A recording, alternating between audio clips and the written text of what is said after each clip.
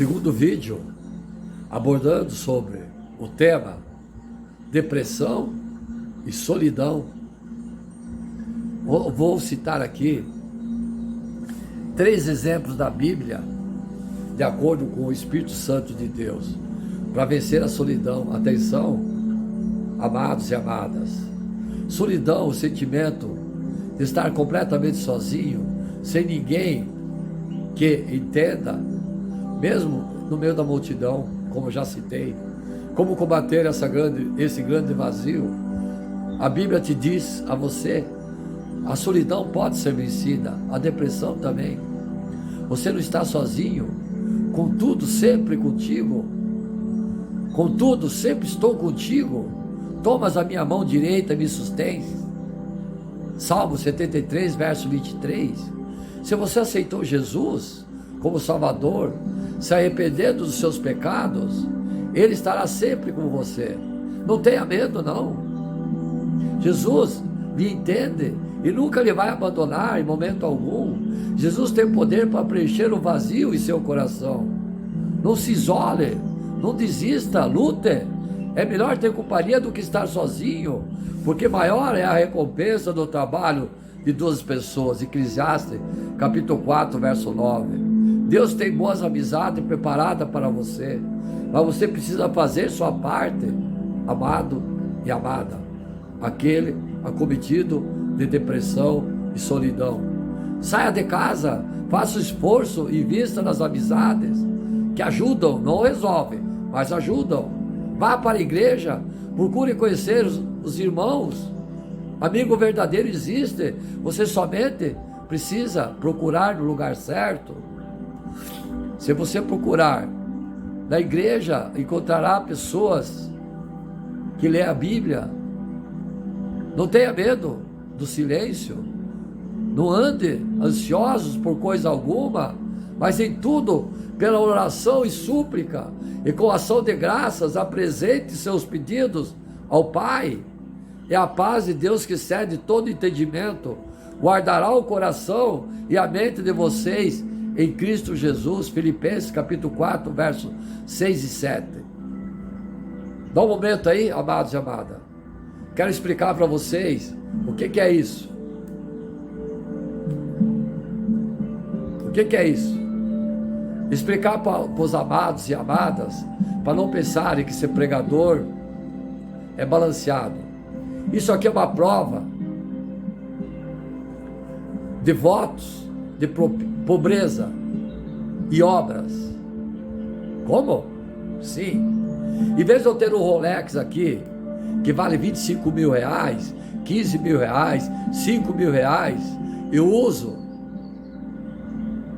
esse elástico aqui, que toda vez que eu lembro e olho esse elástico, eu desejo fartura, coisas impossíveis, um avião, um Camaro, uma limusine, uma BMW, uma motoca, que vai além dos luxos supérfluos. Eu me lembro que tem criança passando fome, me lembro de pessoas que necessitam no mundo e que nada tem. Aqui está a prova viva de humildade, de obra e de pobreza. Amém? Glória a Deus. Passar alguns tempos sozinho não precisa ser uma experiência ruim. Eu vivo sozinho. No entanto, sou alimentado pelo Espírito Santo de Deus. Eu sou Elias da época. Vivo no meio de uma cidade de pedra, rodeada por casas, portão. E no entanto, estou só, pregando a palavra, fazendo obras e professando a minha fé. Você pode usar o tempo para refletir sobre sua vida, reflita, mas essa reflexão não é para você pensar em coisas impossíveis, é para você rever teus princípios e a sua fé, orar e aprofundar o seu relacionamento com Ele, que Ele diz que no seu quarto, lá em secreto, Fale em línguas com ele. Ore, chore, clame, reclame, pule, se jogue no chão, se arraste. Fale com ele. Ele fica feliz de falar com você. Ele vai enxugar tuas lágrimas. Ele vai adentrar seu coração. Você tem que abrir a porta para conversar com ele. Sabe o que você faz, amado e amada? Sente no sofá. Quando você tem um amigo, sente no sofá, tu não manda ele sentar ao lado? Sim, então faz isso, como eu faço às vezes. Eu sento no sofá, eu ponho minha mão assim e falo com ele, como se eu estivesse falando normalmente com um amigo. Sim, faça isso. Transforme os tempos de sua solidão em uma experiência positiva, em um renascimento, em uma professando a sua fé, vigiando, orando e perseverando. Então, amados e amadas, é assim que tem que ser. Você deve e tem que sobreviver e vencer quando sozinho, na igreja, na tua cidade, às vezes. Como vencer isso? Quando estamos sozinhos na igreja, que às vezes não temos aquele apoio que desejaríamos ter dos irmãos. Vou passar a vocês 5 ações concretas de prática e conversão dos pais na igreja. Eu espero, amados e amadas, que essa palavra esteja edificando o interior de vocês, a sua mente. Esperamos que os conselhos aqui propostos pelo Espírito Santo, expõe a respeito da sua vida social, também esteja ajudando a vocês, pois como os cristãos e filhos de Deus, precisamos ter um relacionamento bom com as pessoas. O próprio Cristo, Senhor Jesus, cultivava um bom relacionamento com os homens. Isso é essencial. Sozinho na igreja, já abordamos lá em cima alguma coisa sobre isso. Como mencionamos anteriormente, como já disse, os relacionamentos são muito importantes, mas as pessoas com quem nós relacionamento são mais importantes que o próprio relacionamento. Até agora já falamos sobre o relacionamento com os amigos, os irmãos da igreja e a família, que são aqueles que estão mais próximos de nós. Porém, quando não existe ninguém para ter como relacionamento, e se na minha cidade eu estiver sozinho na igreja, sem família, irmãos ou outros jovens, e se eu for o único na minha faixa etária, o que fazer? Muitas vezes pode estar sozinho na igreja, você só se sente isolado, sem um companheiro espiritual e sufocado pelas coisas do mundo. É disso que o tema que estou divulgando nesse momento a vocês, transmitindo para vocês. 5 modos de vencer esse tipo de situação. Vou citar aqui uma experiência. Há 8 anos atrás, presenciei no início o desânimo, a queda de muitos jovens. Então podemos dizer de certa forma, sobrei. Você, amado e amada, num grupo de amigos, quando te apresento, você não conhece ninguém, você não se sente isolado, você não se sente assim, sobrei, porque eles não te dão atenção, só falam com aqueles que têm intimidade.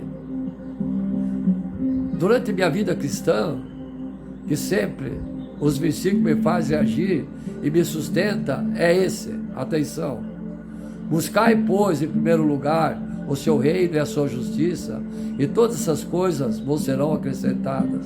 Mateus capítulo 6, verso 33.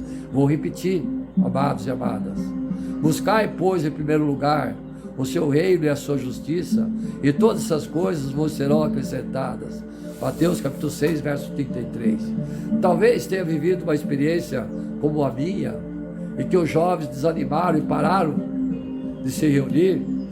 Pode ser também que por motivos de aprovação em uma faculdade ou contratação em um emprego, você tenha se mudado de cidade, ido para outro lugar onde seus amigos e sua família não estão presentes. De qualquer forma, o fato que muitas vezes nos sentimos sós e nos encontramos fracos espiritualmente. Esse versículo que eu vou citar é maravilhoso, é real, encorajador. Ouçam. Pelo que eu sinto prazer nas fraquezas, nas injúrias, as necessidades, nas perseguições, nas angústias, por amor de Cristo, porque quando sou fraco, então é que sou forte. Atenção, filhos, porque quando eu sou fraco, então eu sou forte. Segundo Coríntios capítulo 12, verso 10, independente como nós sentimos, fracos ou fortes, o Senhor é nossa força. Peça a Ele. São nesses momentos que aprendemos a depender muito de Deus. Jovens, quando estamos nos sentimos sozinhos, corremos mais riscos, pois somos mais tentados, mas não estamos sós. Nós temos o Senhor e é com Ele que contaremos sempre. Ele nunca abandona seus filhos. É nesse momento de solidão que a nossa intimidade com o Senhor aumenta cada vez mais. Isso depende de sua atitude. O apóstolo João, quando ficou preso na ilha de Pátmos por 20 anos, aproveitou a solidão para se tornar mais íntimo do Senhor e por isso foi muito usado em seu ministério. 5 modos para você sobreviver e vencer quando está sozinho na igreja. Lembre-se do primeiro assunto que abordamos lá em cima. O assunto foi ambiente. Escrevemos 5 pontos orientadores. Para o assunto, sozinho na igreja, podemos também encorajar você de uma forma bem prática. Por isso, vai lá 5 conselhos para você sobreviver e vencer quando está sozinho na igreja. Ponto 1. Pela manhã desfrute do Senhor intensamente. Faça leitura bíblica. Atenção, amados e amadas, pela orientação do Espírito Santo de Deus. Leia o alimento diário, a Bíblia. Não será fácil. Virá um dia em que você se sentirá desanimado, sufocado, entulhado e não terá nenhum ânimo. Mas persevere e viva por fé. Pois mesmo você não se sentindo tão encorajado, no momento esse hábito vai te manter alimentando ou alimentado da palavra. Faça desse momento pela manhã o verdadeiro momento de respiração da vida. Aproveite para chamar Jesus para entrar na sua vida. Abra o seu coração, a sua porta do coração e pede para Ele adentrar, cear contigo e abençoar você todo dia. Ponto 2. Esvazia-se através da oração pessoal. Amados e amadas, eu vou aqui colocar uma música bem rápida para que vocês deduzam o verdadeiro momento de respiração da vida e aproveite para chamar Jesus a entrar em sua vida.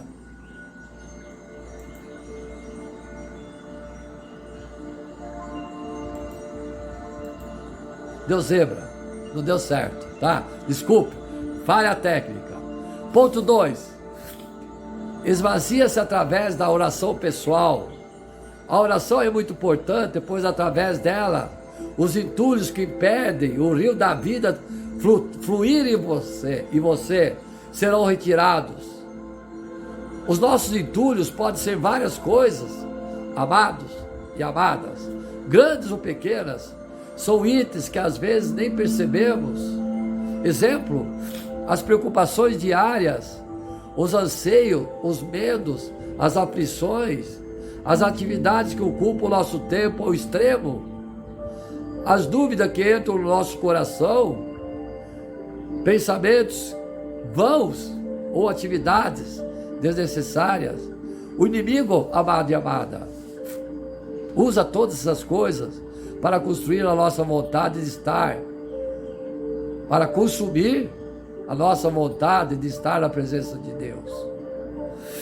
Por isso a oração pessoal é tão importante para retirar todo o peso de nós. Então, esvazia-se do entulho através da oração, encha-se de Cristo e permita fluir, acontecer o Espírito Santo de Deus em você. Seja sincero, conte tudo o que passa no seu coração para Jesus. Você provará mais de Cristo e ele se tornará mais Cristo, seu amigo. 3.3, amados e amadas. Estão gostando da pregação? Ore com a família ou com os irmãos que moram contigo, o círculo que reside no mesmo lar. Ore com sua família e com os irmãos, mesmo que não sejam da sua cidade. Isso fortalecerá a sua vida espiritual e te ajudará a sobreviver e vencer se estiver sozinho. Se a família estiver junto com você e for cristão, ore com ela. Mas se você for o único cristão da sua família, ligue para alguns irmãos, vizinhos, e ore com eles. Essa prática vai te fortalecer. Ponto 4, mantenha comunhão com os jovens da igreja. Mantenha o contato com os jovens da igreja. Jovens de igrejas próximas, distantes, podem se tornar grandes companheiros e amigos da comunidade cristã. Se existirem jovens que moram próximos a vocês, aproveite todas as oportunidades de estar junto, comungando com eles. Aproveite também os eventos regionais e nacionais da igreja, como conferência de jovens, para estar junto dos jovens de localidades distantes. Nesse momento você também pode conhecer outros jovens e criar amizades encorajadoras. Ponto 5, influencie o ambiente em que estiver. Lembre-se do ambiente, influencie-o. Posicione como cristão e logo no início mostre sua identidade. Não tenha vergonha. Ore e peça a Deus o companheiro espiritual no seu local de trabalho ou faculdade. Peça os frutos ao Senhor, pois quando cuidamos de alguém, sentimos-nos fortalecidos. Não tenha vergonha na sua faculdade, na roda de amigos, no seu trabalho, no seu vizinho. Não tenha vergonha de professar a sua fé e divulgar a palavra do Santo Evangelho. Jovens, busque em primeiro lugar o Senhor e no final de todas as coisas Ele acrescentará. Viva! Como disse, um jovem, o único jovem de uma localidade, mas graças a Deus, ele tinha família cristã, todos se reuniam, muitas vezes, mas, mesmo reunido, você pode se sentir só se você não tem fé, não professa sua fé. Tem momentos que nos sentimos a solidão, desânimo. Isso acontece muitas vezes quando nossas situações não vão bem, problemas financeiros, problemas de trabalho.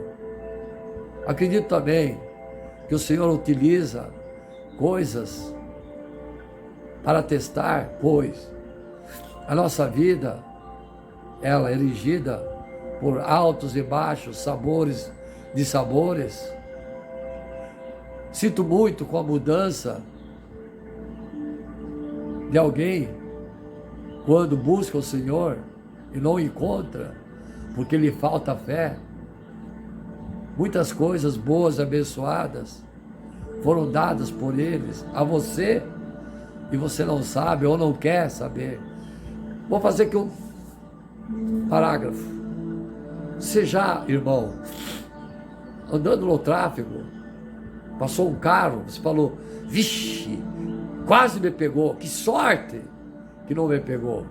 Sim, foi Deus que te deu o livramento, não foi um acaso, não foi por um acaso, foi o teu anjo da guarda que te livrou daquele mal. Ore, agradeça, busque a Deus e não se sinta só útil, se sinta útil na mão de Deus. Jovem, persevere, o Senhor está conosco, insiste em você e em mim. Lembre-se dos 5 modos de sobreviver e vencer quando se está sozinho. 1. Pela manhã desfrute o Senhor intensamente com a palavra. 2. Esvazia-se através da oração pessoal. 3. Ore com a família, irmãos, amigos que estão perto de você. Mantenha comunhão com os jovens de igrejas. Influencie o ambiente em que você estiver.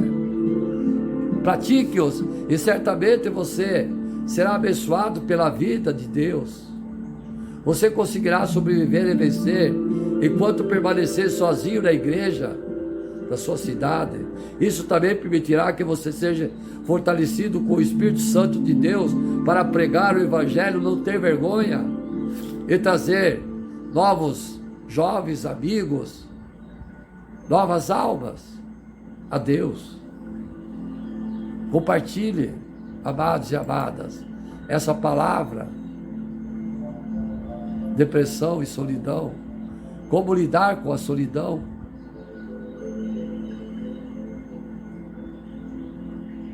Como auxiliar as pessoas que necessitam?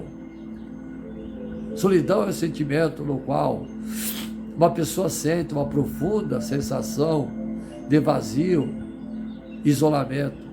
A solidão é mais do que sentimento de querer uma companhia ou querer realizar atividades com outra pessoa, não porque simplesmente se isola, mas porque seus sentimentos precisam de algo novo que as transforme, de uma força. Precisam urgentemente, intensamente de Deus, de um ser humano que as leve a Deus, a palavra. Faça aqui, amado e amada, um teste sobre o grau da sua solidão. Não devemos permitir que o futuro, com seus difíceis problemas, suas não satisfatórias perspectivas, faça o nosso coração desfalecer, tremer-nos os joelhos, perder-nos as mãos. Se apodere da minha força, diz o poderoso Deus, e faça paz comigo. Sim, que faça paz comigo. Isaías capítulo 27, verso 5. Os que submetem a vida, a sua direção e o seu serviço, jamais se verão colocados numa posição para o qual ele não haja tomado providência. Seja qual for a sua situação, se somos cumpridores da palavra, temos um guia a nos dirigir o caminho. Seja qual for nossa perplexidade, temos um grupo conselheiro. Seja qual for a tristeza, perda, solidão, possuímos um amigo cheio de compassivo amor, piedade. A solidão é o estado em que a pessoa não se sente parte de um todo. Segundo os psicólogos, é o isolamento não apenas físico, mas emocional, onde entre o emocional entra o espiritual. Não nos identificamos com o mundo que está à nossa volta. Entre as causas da solidão estão a sensação de incapacidade para se relacionar com pessoas, outras pessoas, além do medo de ser julgado, ou de não ser um bom o suficiente para os outros, complexo de inferioridade. Verdade seja dita, amados e amadas, são incontáveis os momentos onde nos sentimos desconectados de tudo que nos cerca, solitários em meio a uma multidão. Quando sentimos que ninguém pode nos entender e não é possível conectar-se com pessoas, estamos diante da solidão. Pode crer. Em alguns casos, a solidão pode acontecer por opção, o que configura o quadro solitude, de solitude. Porém, quando esse sentimento se torna inerente à nossa existência e nos sentimos constantemente desamparados, trata-se de solidão. Psicólogos, a intensidade da solidão também varia, podendo ser leve, com presença de pensamentos negativos. Mediana, presença de pensamentos negativos que traz sofrimento. Intensa, pensamentos negativos que trazem profundo sofrimento. E a sensação de que não há esperança ou possibilidade de solução. Nesse último caso, é necessário buscar ajuda de um especialista. Intensa, repito, pensamentos negativos que trazem profundo sofrimento e a sensação que não há esperança ou possibilidade de solução. Nesse caso, é necessário buscar um especialista. Também é possível que a solidão surja como consequência de um evento externo, como o término de um relacionamento ou morte de outro querido. Não se esqueçam o que o Espírito Santo vai te falar agora. Existe diagnóstico material no mundo, mas também não se esqueçam que existe a causa espiritual e a cura espiritual da depressão, da solidão, enfim. Causa de solidão pode ser a baixa estima, a falta de confiança, os distúrbios psicológicos, né, psicólogas? Como depressão, pode ser gatilhos que promovam a sensação de isolamento. O convívio social também pode provocar solidão, pois existe a possibilidade de frustração por não nos sentirmos parte de determinado grupo. Isso acontece principalmente entre jovens. Explica a palavra. De acordo com os dados de pesquisa realizada pelo Cigna, uma organização americana de serviços de saúde, o indivíduo de 18 a 22 anos de idade são os que mais sofrem com a solidão. Viram? Amados e amadas. 18 a 22 anos. A leitura é recomendada também, livros, para se aprofundar nos conhecimentos. Primeiro, companheirismo. Companheirismo é o convívio social, amistoso, bondoso, leal e prestimoso entre duas ou mais pessoas, quando cada um procura o bem da outra, disseminando amor entre pessoas, estando ao lado prestativamente para toda e qualquer eventualidade. Os principais sinônimos de companheirismo são solidariedade e camaradagem, sendo que também pode ser relacionado com a irmandade, coleguismo, amizade, ligação e cumplicidade. O companheiro é uma pessoa que compartilha com outras determinadas situações difíceis, vivências, sentimentos ou um ou vários momentos da sua vida. Na Bíblia temos vários exemplos de companheirismo, mas como o que muito chama a atenção é o companheirismo entre Jonatas e Davi. Temos amizades também comprometidas entre Daniel e seus 3 companheiros, e Ruth e Noemi, assim por diante. Podemos e devemos cultivar, ser companheiros da comunidade, no ambiente de trabalho, na ajuda nas obras, entre amigos, na família. Nas universidades há costume que quando o professor já desenvolveu bem uma disciplina, ela é ensinada a outro, pois existem as trocas, aquelas que ele passa ao novo professor que já a construiu. Assim, com a ajuda do outro, e todos se ajudam, ninguém perde com isso. Sai ganhando todos os professores e alunos, e principalmente eles. Isso facilita a vida de toda a comunidade. A prática gera uma cultura de felicidade entre os colegas que assim realmente são amigos. Manter o companheirismo no casamento, por exemplo, significa que o casal deve ter uma relação baseada na lealdade, na fidelidade, no respeito, na compreensão, na igualdade, na dedicação do amor, de maioria mútua entre os cônjuges. No convívio conjugal, precisamos demonstrar que estamos imbuídos do mesmo propósito de cultivar a felicidade. Apesar das diferenças de temperamento e de personalidades comuns dentro do matrimônio, desejamos realizar um projeto de vida que também é aspirado por outras pessoas. Sem mútuo amor e tolerância mútua, nenhum poder terreno pode manter-te, a ti e a tua esposa, nos laços da unidade cristã. Vosso companheirismo na relação matrimonial deve ser íntimo e eterno. Íntimo e eterno, santo e elevado, insuflado o poder espiritual em vossas vidas, para que possais ser um para o outro tudo o que a palavra de Deus requer. Quando alcançares a condição de que o Senhor deseja que alcanceis, encontrareis o céu cá embaixo e Deus em vossa vida. Hoje, como nos dias de Cristo, a condição da sociedade apresenta triste quadro do ideal celeste, dessa sagrada relação. No entanto, mesmo para os que deparam com amargura, desengano quando haviam esperado com companheirismo e alegria, o Evangelho de Cristo oferece o teu consolo. A paciência e a gentileza que seu Espírito pode comunicar suavizará a condição da amargura. O coração que em Cristo habita estará tão repleto, tão satisfeito com seu amor, que se consumará no desejo de atrair simpatia, atenção para si próprio.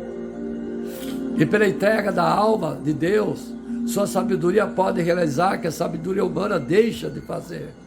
Por meio da revelação de sua graça, os corações que uma vez estiverem indiferentes ou desaperfeiçoados podem ser unidos em laços mais firmes, mais duradouros dos que da terra.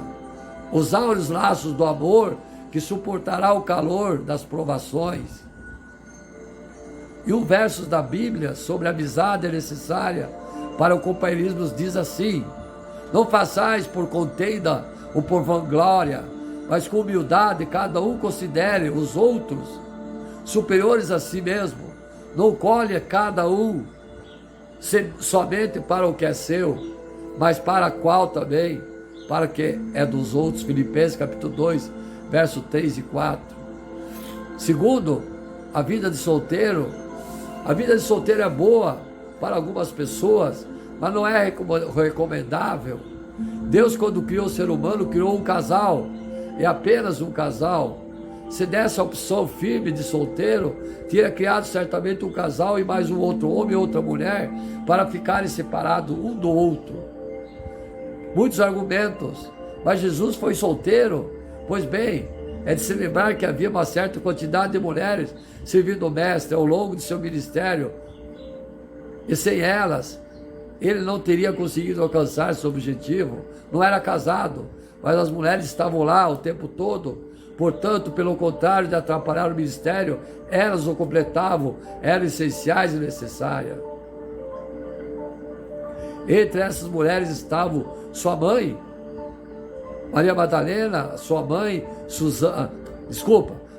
Maria, Susana, Maria Madalena e outra Maria, etc. E por outro lado, que confusão seria essa se houvesse filhos de Jesus com algumas esposas, não descendendo do Espírito Santo? Ele é Deus. Portanto, se ele não poderia casar e por causa da sua natureza diferenciada por ser Deus, também não podia abrir mão do trabalho, não só de uma mulher, mas de várias delas. Copiaram, amados e amadas? Tem pessoas que fazem tudo o que tem que ver com a burocracia. O que pode descrever sobre a vida de um solteiro, amados e amadas? Pois tem casado, solteiro, para um tempo, enquanto somos adolescentes, jovens. Como já estudamos, com Deus devemos fazer a escolha do parceiro, da parceira correta. Mas a vida de solteiro deve ser de preparo para a parceira e companheirismo do casamento. O lar é uma escola onde aprendemos um do outro e nos completamos. Mas não só aprendemos um do outro, aprendemos de Deus também, especialmente por meio da igreja e da oração. Enquanto solteiros devemos nos preparar para o casamento, Assim como a igreja se prepara para receber Jesus na sua segunda vinda. Ser solteiro é um tempo de espera ativa, de muita responsabilidade e compromisso, pois a outra pessoa que virá nos completar deve ter garantias que será tratada como Jesus trata a igreja.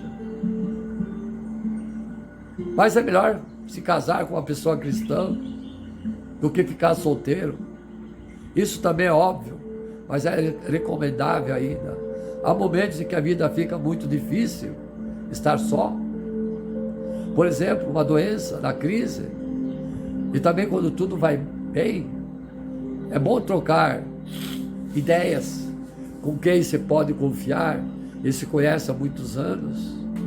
O crente faz, então, por Cristo o sacrifício que a sua consciência aprovará e que mostra que ele estima a vida eterna demasiado alto para correr o risco de perdê-la.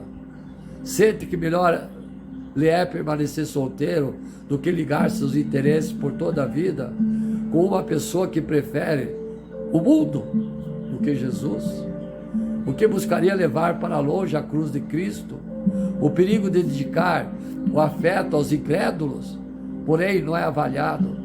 Na mente juvenil, o casamento se acha revestido de um romance. É difícil despojá-lo desse aspecto com que a imaginação envolve e impressionar o espírito com o senso das pesadas responsabilidades compreendidas nos votos matrimoniais. Esses votos ligam os destinos de duas pessoas com laços que uma coisa, senão a mão da morte, deve desatar. Ou os casados, só a morte os separa. A igreja recomenda firmemente que os pastores se casem, e essa é uma posição, no mínimo, coerente com a criação e com as condições de vida. Atualmente a vida é cada vez mais complexa e o pastor necessita de uma companheira que complete o seu ministério. Isso sem falar no que a serva do Senhor seja útil à sua vida. Pastor jovem, casado ou solteiro, é muitas vezes anulada pela amizade que lhe manifestam os jovens. As mulheres não imaginam que outros olhos as observam e que sua maneira de agir pode tender a prejudicar a influência do pastor, a quem elas dão tanta atenção. Se atendesse estritamente às leis da descrição, seria muito melhor para elas e para o pastor, pastora. Sua falta nesse sentido coloca o pastor ou pastora em posição desagradável e faz com que os outros o julguem injustamente. Os padres católicos, amados e amadas, não podem casar, a não ser que abdiquem o seu ministério. Pois bem, com essa prática temos notícias quase que diárias. Quantos atos vergonhosos envolvendo os menores, freiras e tudo mais, cujas multas chegam a milhões de dólares, com algumas prisões, pedofilia. Ficar separado está provado, não é natural, não é vontade de Deus, não! Especialmente para quem desejar dedicar-se a Ele. Mais uma vez, Jesus foi solteiro sim, mas não vivia sem mulheres. O relacionamento com mulheres, não há necessidade de ter sexo. Se ele foi assim, por certo os apóstolos teriam feito um trabalho melhor, comparando aos que não se casaram. Claro, naquele tempo, deslocar-se a longa distância era algo perigoso e difícil para uma mulher. Hoje não é mais. Mudaram as condições. Portanto, mude também as suas recomendações. Quando o casamento acaba, se o casamento começa com Deus e continua com Ele, pode haver dificuldades e conflito, mas nessas condições o casamento nunca acaba. As dificuldades e os conflitos servirão para a experiência da superação e o fortalecimento do casamento. O casal se conhecerá mais e mais e se apreciará cada vez mais. Mas se o casamento não começar com Deus, nesse caso é fácil que não consiga continuar, perdurar e permanecer. Quando um casamento não vai bem, como já descrevemos lá em cima e comentamos, uma família começa como Adão e Eva. Uma sociedade de 2 pessoas, um casal que se completa, é a menor sociedade que existe. Se não consegue ainda assim viver em harmonia, como conseguirão com mais pessoas? Se o casamento começa com 2, hoje em dia existem muitas forças querendo acabar com a família, acabar, portanto, com o casamento. Entre os principais estão partidos políticos de esquerda, comunismo, socialismo, feminismo, LGBT, políticos, ONGs e muitos outros movimentos. Nesse caso, no contexto, a família deve ser banida, substituída pelas duplas homossexuais que adotam filhos de casais. A família é vista pelos partidos de esquerda como um lugar onde se ensinam valores religiosos, e esses partidos querem banir tais valores. Os esquerdistas sobrevivem se as crianças forem ensinadas segundo o princípio de família e de amor. Precisa substituir o amor próprio pelo ódio. Embora isso não seja dito explicitamente, é duro saber que existem muitos membros de igrejas que militam nesse sentido. Portanto, são a favor do aborto, contra a família, a favor do homossexualismo, partido ateu e assim por diante. Existem inimigos na trincheira e geralmente ocupando cargos da igreja. Isso é joio, ora, que se arrepende e mude em tempo. Pois bem, defendemos, por conhecimento bíblico, que a família não precisa ser desfeita, senão, como Deus disse, pela morte. Mas entre pecadores há exceções. Se o marido ou a esposa realmente se tornam insuportáveis, não há mais condições de vida a 2, se foram feitos esforços para salvar o casamento, por exemplo, o baita macho continua espancando a esposa, precisa se separar. Aliás, ele deveria ser preso para pagar a cadeia pelas agressões. Para você ter a ideia de gravidade desse problema, existem muitos problemas. Mais de 500 mulheres sofrem agressões físicas por hora no Brasil. Quero aqui abordar vocês biblicamente falando, a separação do casal só se dá com a morte ou por traição de um dos lados. Somente assim, tá? Um dos 3 casamentos termina em divórcio, é abominação, não existe. Segundo o último censo do IBGE, nos últimos 10 anos, o número de divórcios no Brasil cresceu 160%. Segundo a fonte, 5 motivos alegados pelo homem para o divórcio são: primeiro, relacionamento extraconjugal; segundo, desgaste no relacionamento, falta de respeito; terceiro, problemas de relacionamento com a família do cônjuge; quarto, falta de dinheiro; quinto, problemas de relacionamento com os filhos. As 5 causas, sob o ponto de vista das mulheres, são: desgaste no relacionamento, falta de respeito, problemas de relacionamento com a família do cônjuge e problemas de relacionamento com os filhos e falta de dinheiro. Nenhum desses casos, seja por parte dos homens, por parte das mulheres, lembrou da verdadeira causa que acaba com o casamento: é a falta de Deus. Quem tem Deus na família sabe disso. Quem não tem Deus não percebe o quanto falta lhe faz. Ninguém pode dissolver um casamento. Somente a morte e somente a traição. Fora isso, não existe divórcio. Deus não aceita. Morte e solidão. A morte não é natural. Nunca nos acostumamos com ela. Quem se torna indiferente com a morte e muitas vezes mata em série, comete massacres de todo tipo, como tem acontecido, como grandes líderes políticos, autocratas que se perpetuam no poder. Já não é mais uma pessoa normal, mas fria, sem sentimentos, quando alguém que amamos morre. E é como se uma parte de nós também morresse. O vazio instala-se no peito, a dor se mistura com a revolta e já não temos o ente querido ao nosso lado, de já não podemos tocar na sua mão e abraçar e lhe dizer palavras doces. Amados e amadas, vou seguir no terceiro vídeo. Amém?